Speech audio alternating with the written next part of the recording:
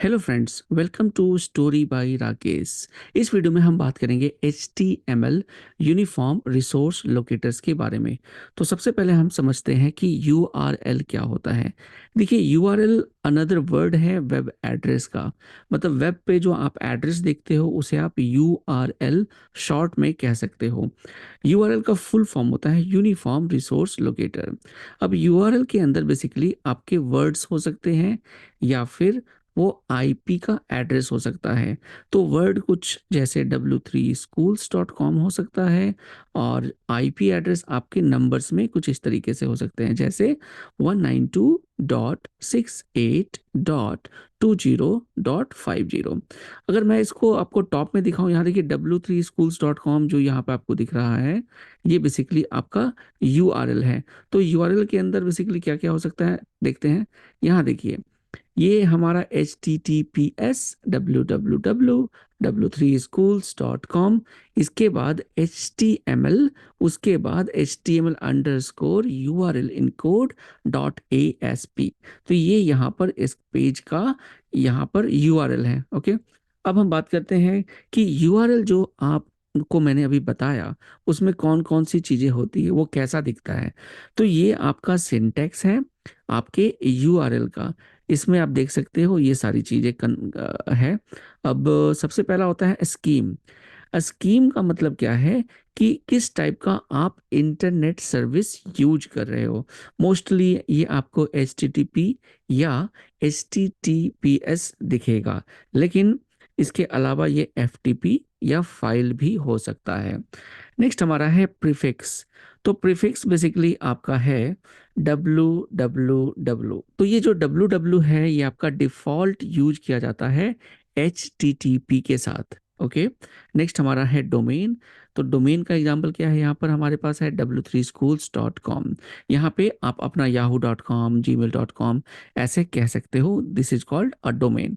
Domain के बाद होता है पोर्ट। नॉर्मली पोर्ट हम नहीं देते, लेकिन जो डिफॉल्ट पोर्ट होता है वो होता है 80।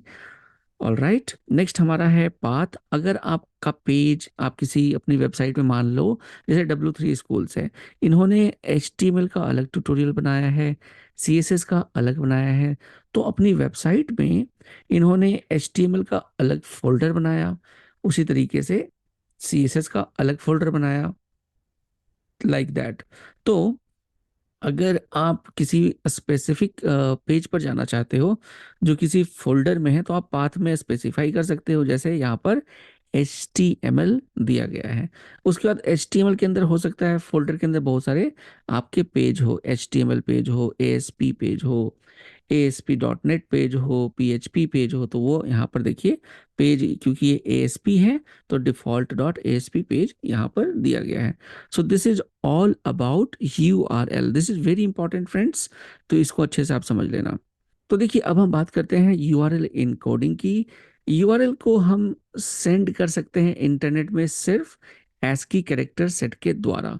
इसका मतलब है कि अगर आपके URL में नॉन ASCII कैरेक्टर होगा तो उसे ASCII में कन्वर्ट करना पड़ेगा।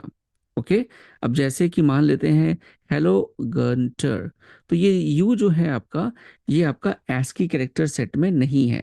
तो क्या होगा, बेसिकली ये कन्वर्ट हो जाएगा।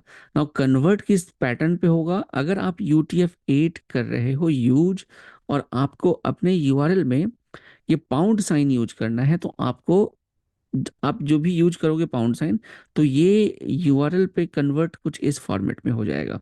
लेकिन अगर आपका विंडोज 1252 यूज कर रहे हो आप कैरेक्टर सेट, तो ये %80 में कन्वर्ट हो जाएगा।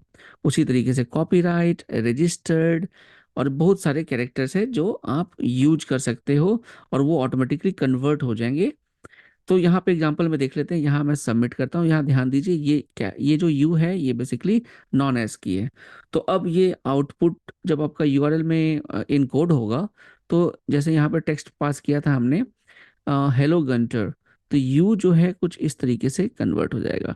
%C3 %BC। So this is what you, this ये वाला यू है उसको कन्वर्ट हो गया आपके उस फॉर्मेट में। So this is all about URL encoding, and this is very important friends, so please make sure आपको ये कंसेप्ट अच्छे से समझ में आ जाए। अगर ज़रूरत हो तो 2-3 बार आप इसको फिर से रिवाइज कर सकते हो, अच्छे से समझ सकते हो। It could be helpful in your interviews, in your self preparation, और ये कंसेप्ट आपको पूरे वेब डेवलपमेंट करियर में काम आएगा। तो चलिए मिलता हूँ अगले वीडियो में। Thank you.